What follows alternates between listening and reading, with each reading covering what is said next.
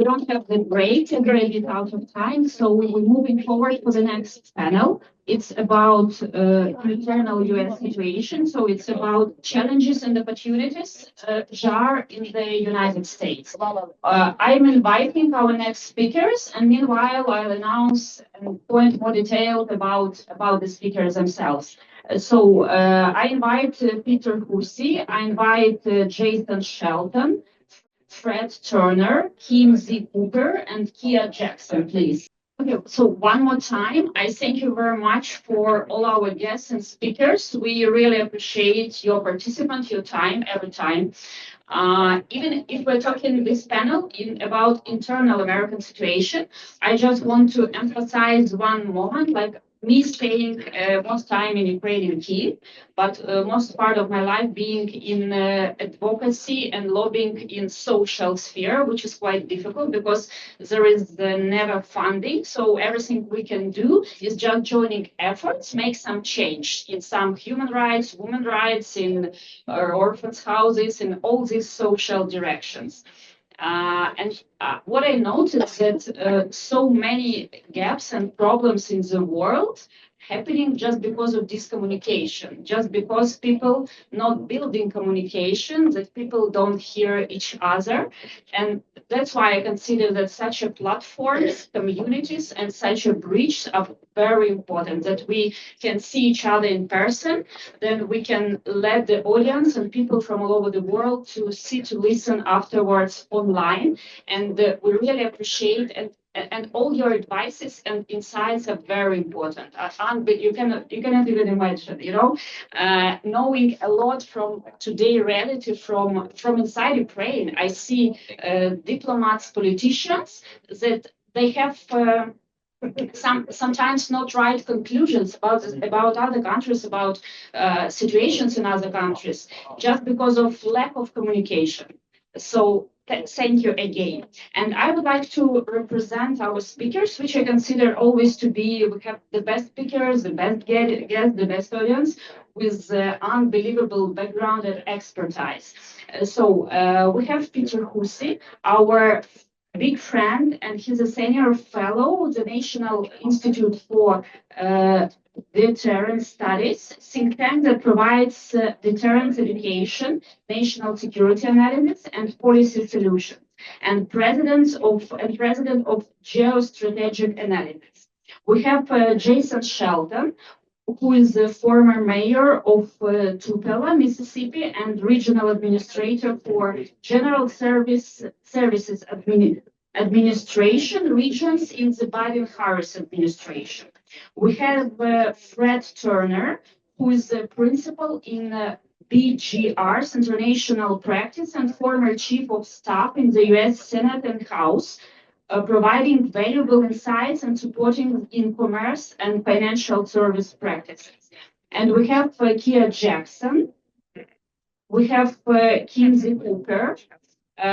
We don't have Kia Jackson yet, yes. Kim Z. Cooper is the North American Millers Association, NAMA, Vice President of Government Affairs, and has worked in NAMA in various government affairs roles since 2019. Prior to NAMA, Cooper's experience includes lobbying for Ethanol Trade Association, Gross Energy, serving as a field organizer for the Hillary for America presidential campaign, and advocating for Head Start families with the National Head Start Association. So I would love first to hear some your insights and your key points. If you would like to add something from your background, from your biography, please go ahead. Let's start with Peter. I want to thank our organizers. Is this on? I want to thank our.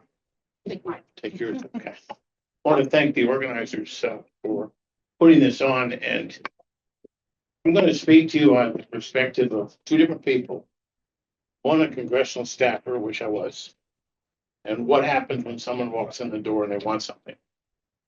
The other one was Assistant Secretary of Energy and Minerals at the Department of Interior during the oil problem in the 1970s. And I also did that in the early in the Reagan administration. And there it was energy policy, by and large, because we didn't have a minerals policy in the country. Basically, we're in the business of shutting down every mine we could find. But there are two ways you have to operate on this. And I'm going to talk about if someone was coming to me and wanted support for Ukraine. Because this is a deadly serious issue, and yet it's terribly, terribly dealt with by the media and by public policy organizations. Whenever you come to the Hill or the government with an idea, you don't just come with the idea, you come with baggage.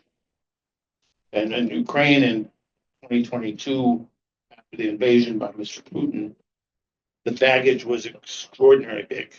It was a train car full of baggage.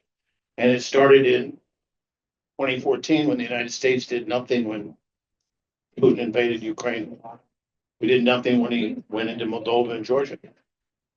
And as someone who's a nuclear weapons specialist, deterrence specialist, what signal was that to Mr. Putin?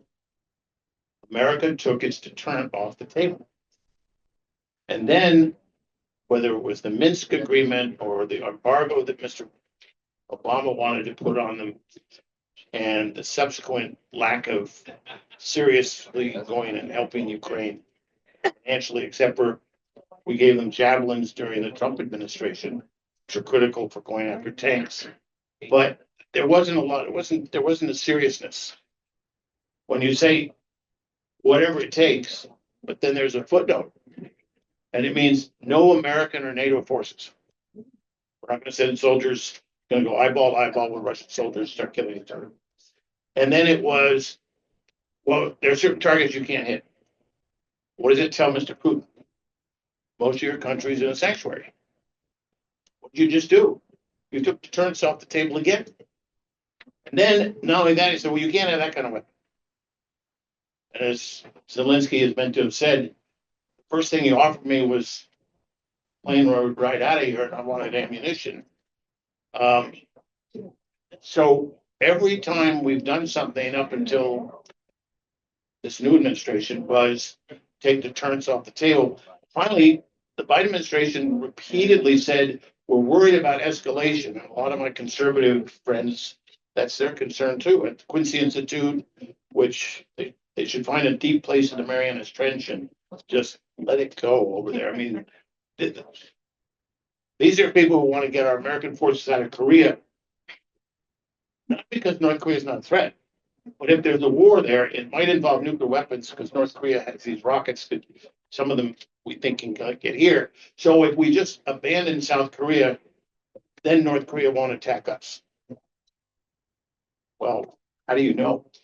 Because we could always come to the defense of South Korea from America, which would be very difficult, as opposed from South Korea, where we have forces, or Japan, where we have forces, or anywhere else like in Guam or the Philippines. So when you worry about escalation, you're telling Mr. Putin, we don't have faith in our deterrent to stop you from, number one, invading and using conventional forces.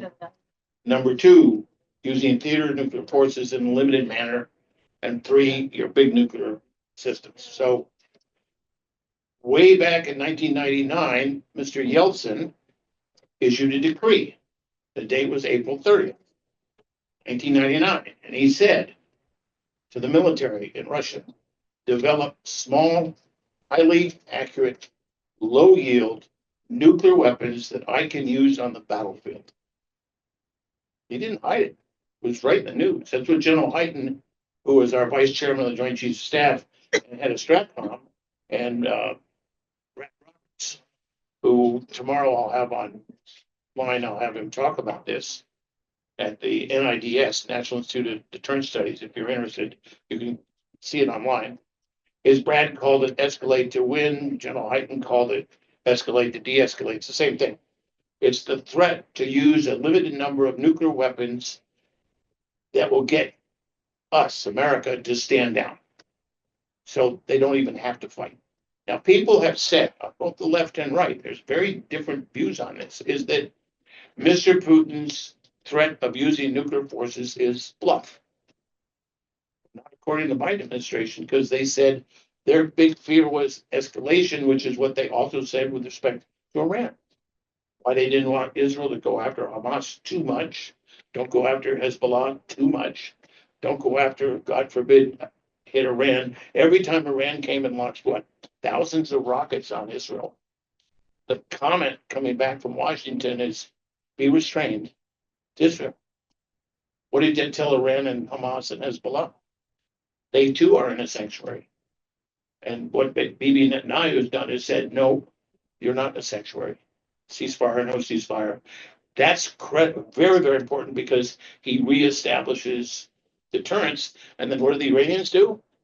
Oh, we're ready to talk, but not with those crazy Americans. We'll talk with our friends in Europe.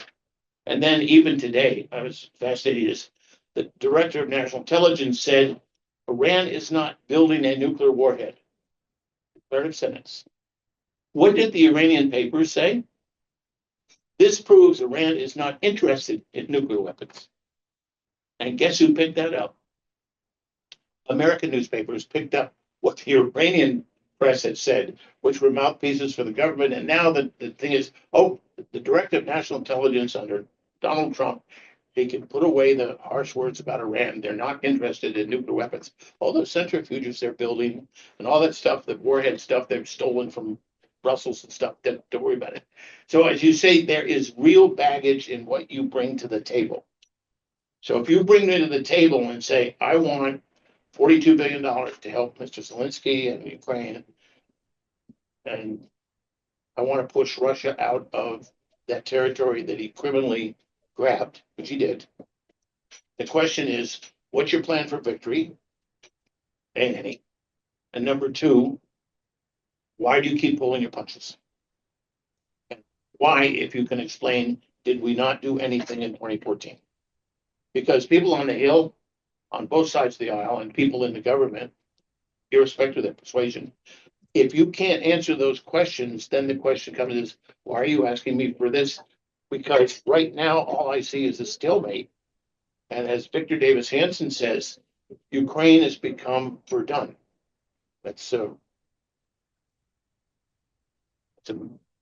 what World War I was, a battle that went on for years and destroyed everything in sight. And all we're doing is putting Ukraine in a meat grinder because so much of Russia is in sanctuary. And the sad thing is that I don't want to see Ukraine lose. I don't want to see us surrender, but I don't see how you're going to win because you already said I'm taking American and NATO forces off the table. My view is if our Air Force went in there, we could take out Russia in 48 hours, given our capability, but we won't because we don't. We fear Russia would take offense, but we did back in the Trump administration wax all the Wagner group in Syria and told them we were going to wax them. And they said, didn't believe us. And so we did. And Putin said nothing, which kind of is contradictory to the. And the question is every other day, he and Medvedev or some other clown in the Kremlin talks about, well, we're going to nuke Manhattan or we're going to nuke Rome or that is, and then they don't. And the question then is, are they trying? They fluff me. The question is, who's willing to roll the dice when you're taking your deterrent off the table? So you have to answer these questions whenever you show up at my office and Senator, 5 US senators, unless you can answer the baggage that comes along with your position, it makes it very difficult for me to persuade my senator, my House member, or my Secretary of the Interior, who I work for, to deal with that. The other thing is, which I'll finish here, is as Secretary of the Interior, his job was to produce abundant energy and minerals. Well, everything we proposed to increase energy and minerals production was shot down by the White House. And so that made it very difficult for us to take seriously any proposal to do this because we knew unless the White House supported it, we were toast. So thank you. Thank you. I will ask our speakers to try and follow our agenda in like 5 minutes approximately. And also I would like to remind that this panel, of course, personally, me, I'm more interested to speak about Ukraine and Russia, but still this panel is about American landscape. So I will have later some specific questions for you after our other speakers. And let's come back, please, to the topic of post-election American lobbying and how it influenced, what's changed in key sectors in like energy, financial, from your perspective. So I would ask Jason to keep on. Thank you. Thank you so much. It's an honor to be here. I appreciate the opportunity to speak. I come as a former mayor of a small town in Tupelo, Mississippi, member of the Biden-Harris administration with GSA, and now as a private practice attorney. With the new administration, there's always a lot of changes. In this particular change, you also have the Republicans controlling the House and the Senate, and of course the White House. So lots of major changes. One thing that I've been watching is the scale back of the the federal workforce, the federal footprint, if you will, and that's something that I worked at a lot at GSA. And so the right sizing of the federal government, putting closing offices, that's something that I've been watching pretty closely. I would ask you to give some examples of some cases comparing local level, when you was a local governor, and the period of work in administration during elections. Some comparative cases of lobbying. So on the local level, what we typically deal with are what we call vendors more so than lobbyists. So the city, municipal level, you're talking about people who want to do business with in my case, the city of Tupelo. And what you said was correct, and what one of the earlier panelists said is correct, in that a lot of that is education. When you meet with the mayor, when you meet with a member of Congress or a senator, you want to educate them on what it is that you do, your business, your nonprofit, and you want to convince the mayor or whoever you're dealing with why they should choose you. And so as mayor,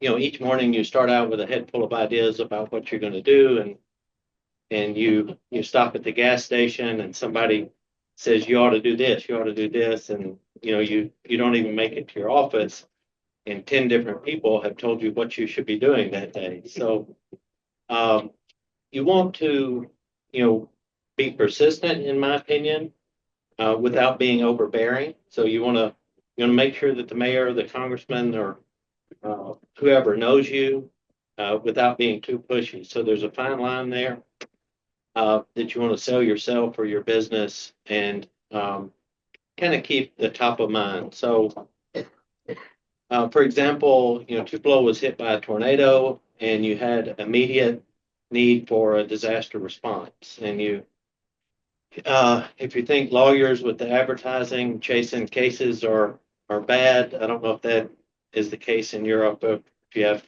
lawyers advertising for services here, you have a lot of that. But so after the tornado hit, just dozens of people were in my office the very next day trying to get some sort of government contract for disaster recovery.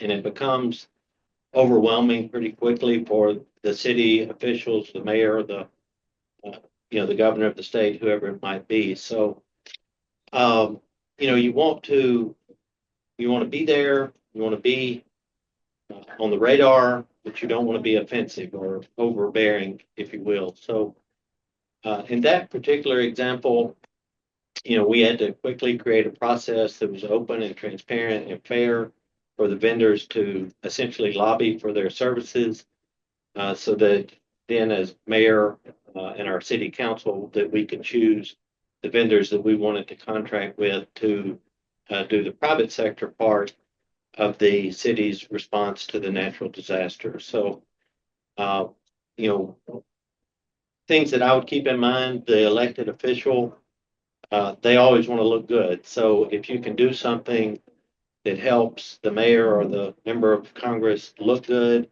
do a good job, be responsive to their constituents, then that's going to help you sell yourself, in my opinion, because everybody wants a win-win. And if you can help make that happen, I think you're putting yourself in a good position for success. Okay, thank you. For the next speakers, I would like to clarify some specific questions that we have from the members of our association. So for Fred Turner, apart from your key points that you would like to emphasize, we have some few specific questions that we would like you also to open for us. Which organizations and industries were most active during the previous administration and which are prominent under the current one? Additionally, for our international audience, where is the fine line between industries and large businesses supporting certain values, such as their participation through super PACs and their direct influence on Congress? It is well known that companies supporting specific values or policy directions often gain greater access to Congress members. Based on your experience, where is the line and which industries are the most effective? So just give some general landscape on these questions and your key points. Sure. There's a lot there, I think, to unpack in just in a few minutes. So I'll do my best. And just for the members of our audience, both here and online, you refer to a PAC, what we refer to here as a PAC. That's a political action committee, and that's frequently how organized groups will raise money and then spend money in the United States. Organized groups will donate money to political candidates, usually upwards, depending on the office sought. Presidential campaigns can raise upwards of $1 billion in this country, which is a fantastic amount of money for an elected office. Members of the House and Senate now are raising millions of dollars. Some Senate races now are spending more than $100 million to be elected to the U.S. Senate. Some House races, in particularly contested races, are spending upwards perhaps of $10 million to get elected to one individual House race, in particularly contested races. These are for the most contested races. Now, for less contested races, perhaps not so much. So it's really, I think, unlike most elections that you have really anywhere else in the world, to my knowledge. And I've been an election observer in many other countries through my work through the OSCE, ODIHR over the years, et cetera. So I think your larger question is, what is the impact of money in politics in the United States? And I think it's significant.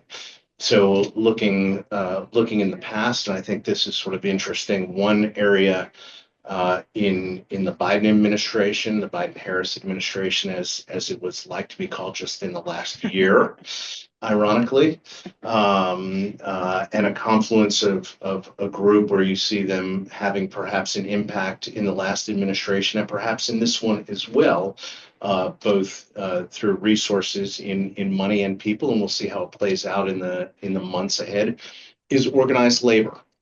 One of the few groups through people and money that was impactful in the last administration and maybe in this one as well, because you saw a real change in voting behavior. Democrats historically have been associated with organized labor, what we refer to in this country here as blue collar voters. And you've seen a switch over the years, and especially in the last election where blue collar voters tended to vote for President Trump.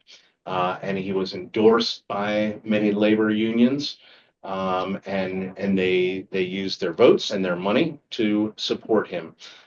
He appointed as his Secretary of Labor a very labor-friendly former member of Congress to be his labor secretary.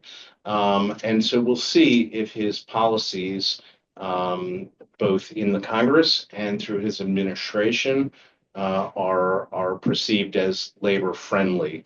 So I'm really just scratching the surface here a little bit. I don't want to go over my time limit. Maybe I'll let my colleague on this panel continue to answer if she would like to, but perhaps we'll have time to get back to it. So again, I will read some specific questions that we have from our members of the association. Yeah, and then I would ask you, apart from them, to give just your points that you would like to mention, which is important for you. So for you, we have with your experience in government affairs across multiple sectors, including agriculture, energy, early childhood education, what strategies have you found most effective in navigating their of U.S. government relations, particularly when advocating for industry-specific policy change? Hi, everyone. So yeah, I would like to echo what, the former panel had said, and this one too, is that, you really need to build those relationships. And what I tell my members at North American Millers Association, which we represent millers of wheat, corn, and oats, so flour, cornmeal, oatmeal, is that you got to think about it like this. If a stranger on the street asks you for $5, how likely are you to give that person $5? Probably not so likely, right? But if your buddy asks you, you're going to say, all right, no problem. It's the same thing with Capitol Hill. You don't want the first time that you're going into an office to be you asking them for something. That's not helpful. You really need to build those relationships. And so I think it's really about a long-term strategy and building those strong relationships. And a great example, I think, in terms of the millers is international food aid. So Food for Peace is our flagship food aid program. It's been around since 1954. It's bipartisan, and it's run by USAID, or at least it had been. And over time, the role of U.S. commodities has really been diminished in that program. And so when the Farm Bill came around this last time, we got together with some ag groups and decided that we sort of really needed to refocus the program back on U.S. commodities. So USAID was spending a lot of funds on more developmental programs rather than actually feeding people. We don't agree with that. And so we introduced the American Farmers Feed the World Act. Now, this is back in 2023. We have had hundreds, if not thousands, of Capitol Hill meetings specifically on that bill and on the Food for Peace program in and of itself, because most members of Congress and their staffs are unfamiliar with this program. Now, of course, here we are. It's March 2025. We do not have a farm bill yet. Who knows? Maybe this year is the year we finally get one. But that being said, I'm sure many of you have seen this sort of implosion of USAID in the news. Well, the groundwork that we've been laying over the last couple of years puts us in a really good position to move Food for Peace from USAID to USDA, where we think it rightly belongs. It's agriculture appropriations, it's a Farm Bill authorized program, and that moved so quickly that within a week, we had bills in both the House and Senate. In the House, we've got the House Ag Chair, G.T. Thompson, signed on board. We've got blessing from the White House. And so things generally don't move that fast. But the groundwork that we had laid over the years of doing all of this educating and relationship building on Capitol Hill really helped us in this moment of, opportunity with an administration that, also to your point, right, is part of a very large reorganization of our government that I don't think we've seen, at least in the last decades. And so, it's about positioning yourself. It's about building those relationships. A lot of the staffers that we've worked with over the last 5 years or so, or 6 years since I've been at NAMA, are now chiefs of staff at USDA. They're ready to run this program that they were advocating for, even years ago.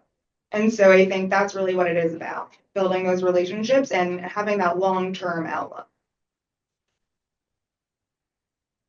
I would like to have one more short question for Peter about internal defense industry. So how international lobbyists of international aid and internal lobbyists benefits the defense industry, or not benefit, how effective?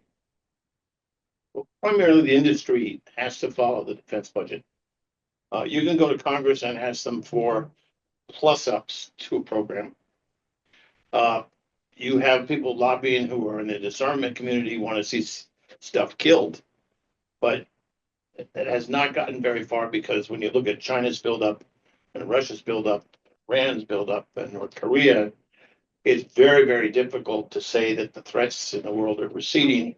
If you read the DNI's testimony yesterday, it's only 30 pages, but it was excellently done. She really nailed it. So for the defense industry, there's a sense that if we're selling a lot of weapons in a war, that this is good for the industry.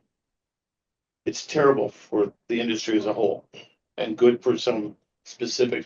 The reason it's terrible is war wears us out. It wears American forces out. Our readiness goes down. The equipment gets used up, and the fact that it can be, some of it can be replenished, but in the case of Ukraine, we're buying American stockpile weapons that we already purchased, and we're sending them to Ukraine and then trying to backfill. And if you look at the numbers, if we had to have a conflict with, God forbid, China and the Western Pacific, we'd run out of stuff very quickly. And the reason is, it's really quite fascinating, is you look at Iraq and you look at Afghanistan, the initial takedown of the Taliban, the takedown of Saddam, particularly yesterday, was so quick that the Pentagon said, well, all wars in the future are going to be short. And so we don't need a big inventory of weapons. So we won't buy them. Okay. So it's interesting how the past reflect that, how we're doing things today. So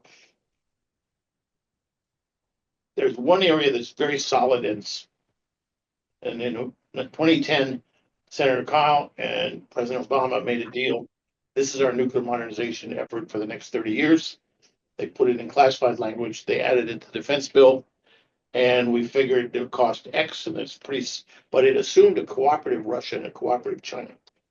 That's the difference now is, but the only thing we've added really is the Navy cruise missile, which is nuclear armed, and that's going to take time to build.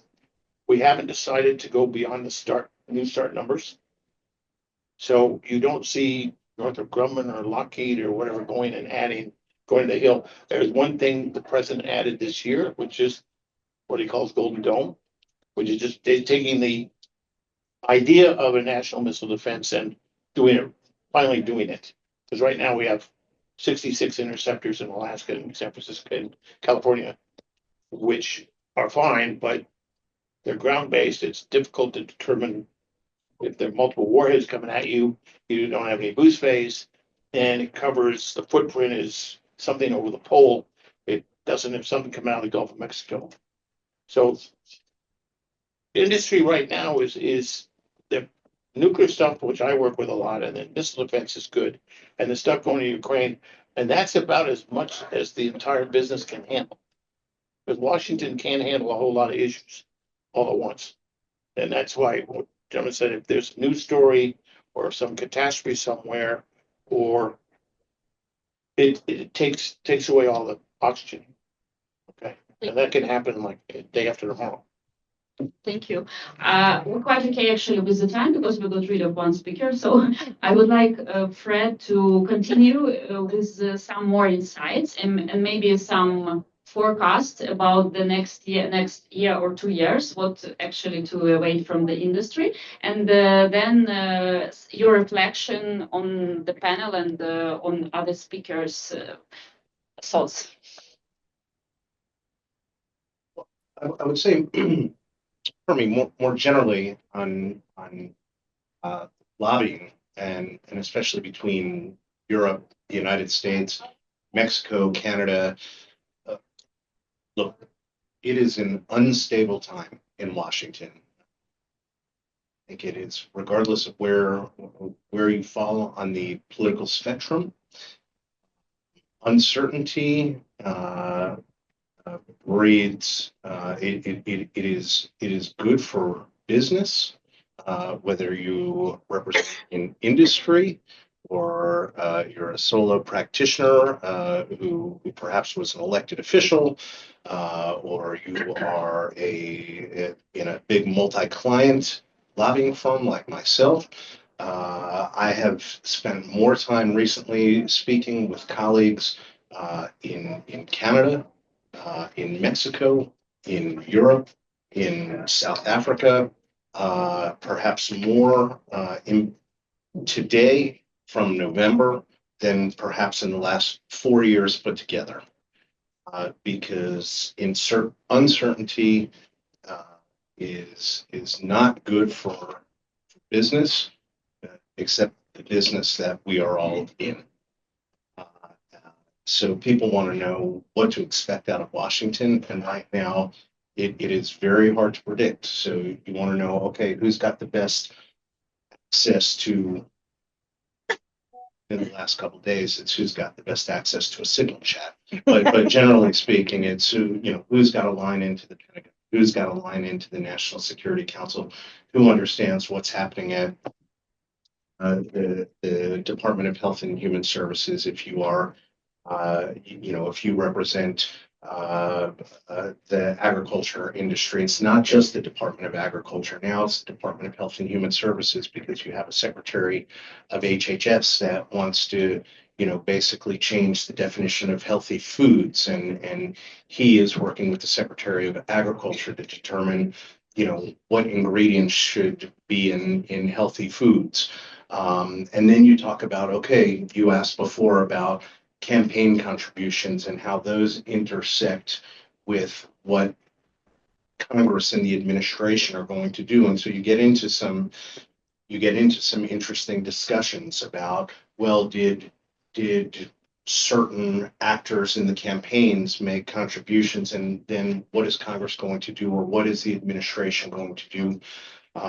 You had just one example. You had the private prison system be very active in the Trump campaign, and they were expecting to be very active with deportations. But at least so far, they have not reaped significant benefits, because what you see the administration doing is sort of skipping over the U.S. prison system and going direct to foreign countries, which I think surprised some folks in the private prison system here in the United States. And it, in the preparation for this panel discussion, it led me to an old quote from a former speaker of the California House of Representatives, and I'm going to clean it up a little bit for the sake of this discussion, but you can check me on this. What he said roughly was, if you can't, and he was speaking of lobbyists, and he said, if you can't eat their food and drink their booze and take their money and vote against them, then you don't belong in this business.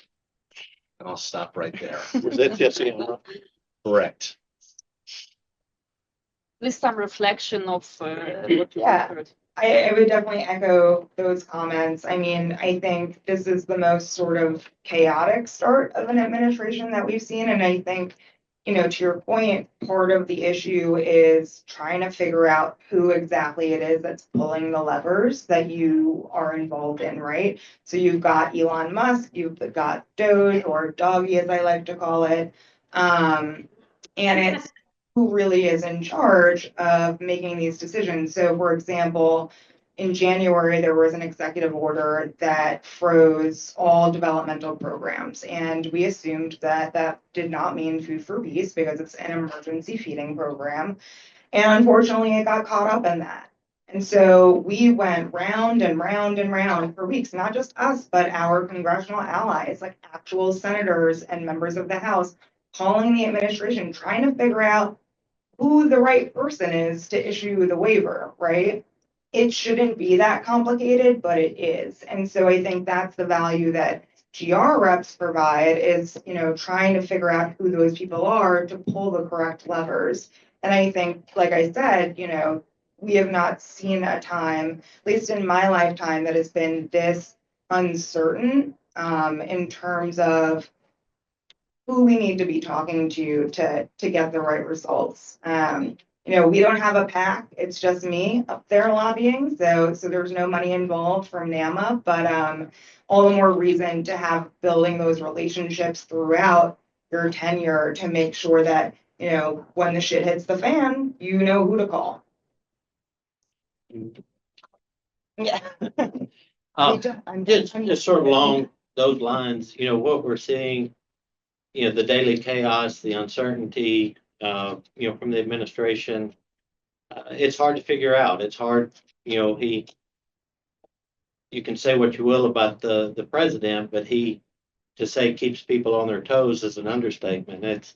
It's difficult to follow. It's difficult to respond to. It's difficult, in a lot of ways, as a Democrat, it's difficult to combat just because, you never know what's going to happen. And by the time you think you've got a response to what he did today, tomorrow, something else changes or sucks up the oxygen, if you will, what you said. It's a moving target. So, protecting your client's interest, if you're in government relations, I think is at the forefront of what the industry is trying to do to make sure that your clients are protected and have a seat at the table and an opportunity to continue getting the business or delivering the products or, whatever the nature of your business is. So being quick on your feet, I think, is essential right now, as much or more so than ever. It's an interesting situation that we're all in. Thank you everyone very much. I just want to remind to everyone to have a 10 minutes break because I feel like everyone want a bit to speak between each other to have some communications, some networking. So we'll have 10 minutes, but not more than 10 minutes. And I just wanted to remind that when we talk about clients in lobbying, in advocacy, that actually target audience and the clients are people. So it's population of each country. Even if we talk about business, it's again about people. So lobbying and advocacy, it actually has a huge mission to satisfy the people needs and people demands and people requests. And so we're all here to build this bridge, this communication in between industries and government, people and government, business and government, different countries. We're all now in very challenging and turbulent period. All countries in the world, I guess. It's not only about Ukraine or America, whatever. I mean, generally, when we look on the geopolitical landscape, it's unbelievably challenging as never before. And it's up to us how we build and how stable future we're managed to build for our children, for I hope our grandchildren. I hope we'll have our grandchildren before the nuclear war or whatever. I hope we'll be able to prevent the world from that. So 10 minutes break for networking, and we go ahead with the next panel that's gonna be moderated by Katerina again. Thank you very much. Thank you.